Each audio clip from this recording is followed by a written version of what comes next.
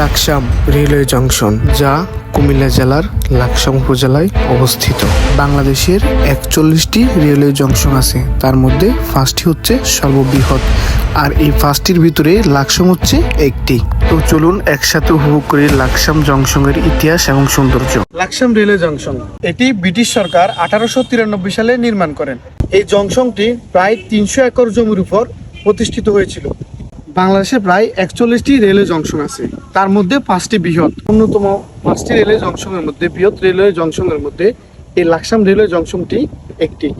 এই জংশনটি প্রায় 300 একর জমিতে বিস্তৃত। এই জংশনে আনুমানিক প্রতিদিন সকাল থেকে রাত পর্যন্ত প্রায় 30টি গাড়ি আসা যাওয়া করে। আনুমানিক এই জংশন থেকে প্রতিদিন প্রায় 5000 লোক আসা যাওয়া করে। অবাক করার বিষয় হচ্ছে, আমার পিছনে যে গাছটি আছে এটা কিন্তু একটি গাছ না, এটা হচ্ছে 2টি গাছ। এই সাইডের গাছটা হচ্ছে জাম গাছ, আর আমার পিছনে যেটা এটা হচ্ছে আম গাছ, কিন্তু দুটোই এক মনে হইতেছে, একদম একসাথে উঠছে, উপরে গিয়ে আলাদা হয়ে গেছে। আমরা এখন যেখানে দাঁড়িয়েছি, আমার পিছনে হচ্ছে রেল মেরামত করার কারখানা। এখানে রেলের বগি বা বিভিন্ন জিনিস যন্ত্রাংশ লাগানো হয় বা যে কোনো ট্রেন সংরক্ষিত করা হয় এই জায়গাটিতে। বাংলাদেশ পুলিশ লাকসাম রেলওয়ে থানা, কি সুন্দর ঘুচানো মনোমুগ্ধকর এই রেলওয়ে থানাটি।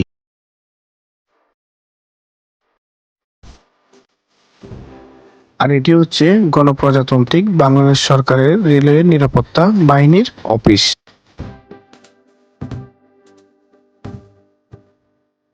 আর এটি হচ্ছে ট্রেনের এক পাশ থেকে অন্য পাশে বগি লাগানোর আধুনিক মেশিন।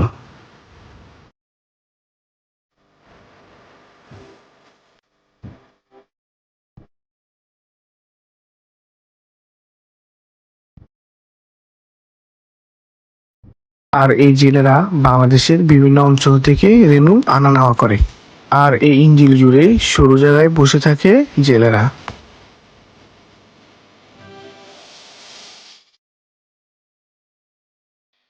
এটি হচ্ছে লাকসাম লেক পার্ক, যেখানে বিকেল বেলায় মানুষের ঢল নামে।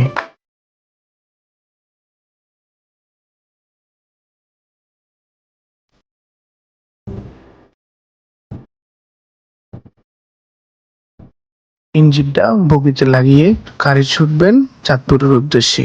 কাজ চলতেছে রেল কর্মকর্তাদের।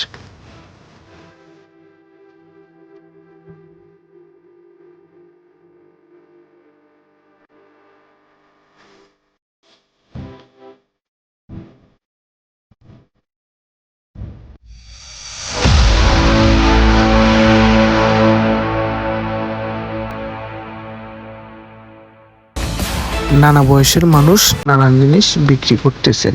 সবার একটাই উদ্দেশ্য, নিজের ফ্যামিলিকে ভালো রাখা।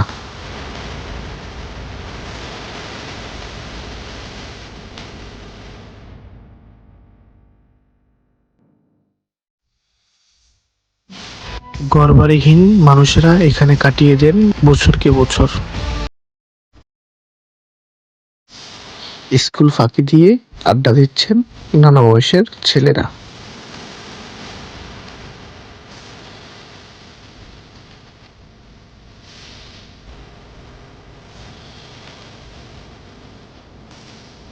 প্রতিটি অঞ্চলের এবং প্রতিটি জায়গার ইতিহাস এবং ঐতিহ্য তুলে ধরার জন্য চেষ্টা করতেছি।